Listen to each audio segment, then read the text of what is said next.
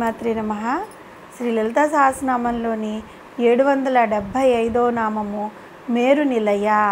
ఈ నామానికి అర్థం ఏంటి అంటే, మేరును లేదంటే మేరు పర్వతమును తన నివాస స్థానముగా చేసుకున్నది అని అర్థం. జగన్మాత మేరువును తన నివాసంగా చేసుకుందనమాట. మేరు అనే పదానికి అర్థాలు చాలా ఉన్నాయి. ఈ అర్థాలను మనం ఒక్కొక్క దాన్ని చెప్పుకుంటూ వద్దాం. మేరు అనే పదానికి మొదటి అర్థం ఏంటి అంటే మేరు పర్వతము అని. ఆ మేరు పర్వతము భూమికి ఉత్తర దిక్కులో ఉంది. భూమి యొక్క ఉత్తర ధ్రువమునకు మేరువు అనే నామం కూడా ఉంది. హిందూ గ్రంథాల్లో విశ్వశాస్త్రపరంగా బంగారు వర్ణంతో కూడిన మేరు పర్వతం, తూర్పున మంద్రాచల పర్వతం, పశ్చిమాన సుపార్శ్య పర్వతం, ఉత్తరాన కుముద పర్వతం, ఇంకా దక్షిణ కైలాస పర్వతంతో చుట్టముట్టబడి ఉంది అని ఉందన్నమాట. ఈ పర్వతం సత్య, వైకుంఠ, కైలాస మొదలైన లోకాలకు బ్రహ్మ, విష్ణు, ఈశ్వరులతో సహా ఇతర దేవతలందరికీ నివాసం అని చెప్పబడి కూడా ఉంది. అటువంటి మేర పర్వతమును తన స్థిర నివాసంగా చేసుకుని సకల దేవతల చేత సేవింపబడుతూ ఉంటుంది అమ్మవారు.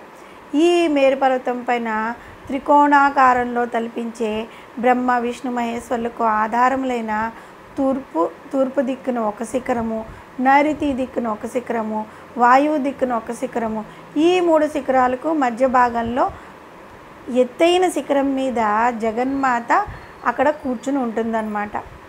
తంత్రరాజంలో జగన్మాతను ఏం చెప్పారు అంటే, మేరు పర్వతమే అమ్మవారి యొక్క స్థానంగా కలిగింది అని, ఆ మేరు పర్వతం మధ్యలో మహాకాంతి స్వరూపరాలైన జగన్మాత ప్రకాశిస్తూ ఉంటుంది అని వివరించబడి ఉంది. ఇప్పుడు మేరు నిలయ అనే నామానికి మరొక అర్థం తీసుకున్నట్లయితే, మేరువు అనేది శ్రీచక్రం యొక్క మేరు ప్రస్తారం అన్నమాట. దీనినే మహామేరు అని కూడా చెప్తూ ఉంటారు. సర్వ బీజాక్షర స్వరూపం అన్నమాట, సర్వ మంత్ర స్వరూపం జగన్మాత నివాస స్థానం మేరువు. ఈ మేరువు లేదంటే శ్రీచక్రంలోని 9వ ఆవరణైన బిందువును తన నివాసంగా చేసుకుంది శ్రీచక్ర నివాసిని అయిన అమ్మవారు. జ్ఞానాన్నవ తంత్రము ఉద్ధరింపబడిన 9 వర్ణముల కల మంత్రమే మేరువు. ఆ మంత్రమే నిలయము. సర్వ మంత్రములకు పుట్టినిల్లు మేరువు అని వివరింపబడి ఉంది.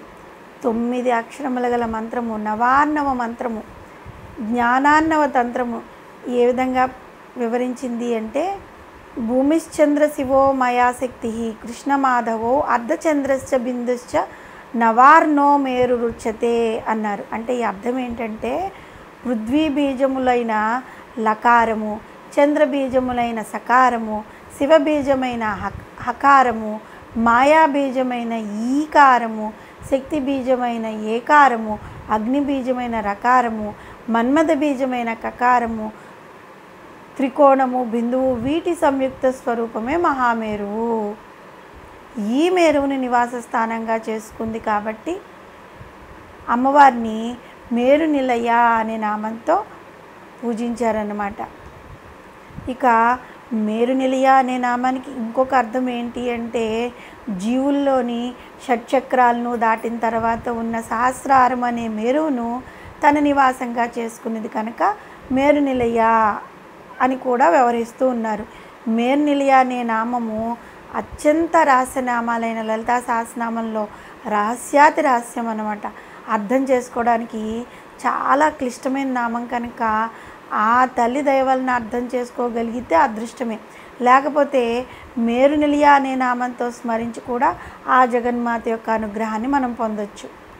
మేరు నిలయ అనే నామంతో అమ్మవారిని పూజిస్తూ ఉంటే కూడా మనం ఈ షట్చక్రాలని ప్రేరేపించి, కుండలిని శక్తిని ప్రేరేపించి చేయడం కష్టమే. ఎందుకంటే మనము సామాన్య మానవులం కదా, కాబట్టి అవన్నీ చేయడం కష్టమే. ఇంకా సులభమైన మార్గం మనకి మన పెద్దలు వివరించారు. అదేంటి అంటే, మేరు నిలయ అనే నామంతో మనస్ఫూర్తిగా అమ్మవారిని ధ్యానిస్తూ కూర్చుంటే చాలు, మనకి మన కోరికల్ని తీర్చగలిగే ఆ శక్తి గల అమ్మవారు మనతోనే ఉంటారు. ఈ మేరు నిలయలో శ్రీచక్రం గురించి నేర్చుకున్నాం కదా. మేరు స్థానంలో అమ్మవారు ఎక్కడ ఉంటారు ఏంటి అని. ఈ మన సహస్రార చక్రంలో అమ్మవారు ఉంటుంది అని కూడా చెప్పుకున్నాం. ధ్యానం చేయడం ద్వారా అమ్మవారిని శ్రీచక్రంలో అంటే ఇక్కడ భృకుటి స్థానంలో అమ్మవారు ఉన్నట్లుగా మనం భావించి మేరునిలియ అనే నామంతో అమ్మవారిని పూజించినట్లయితే అమ్మవారు కరుణా కటాక్షాలు మనకి ఎల్లప్పుడూ సిద్ధిస్తాయి. శ్రీమాత్రే నమః.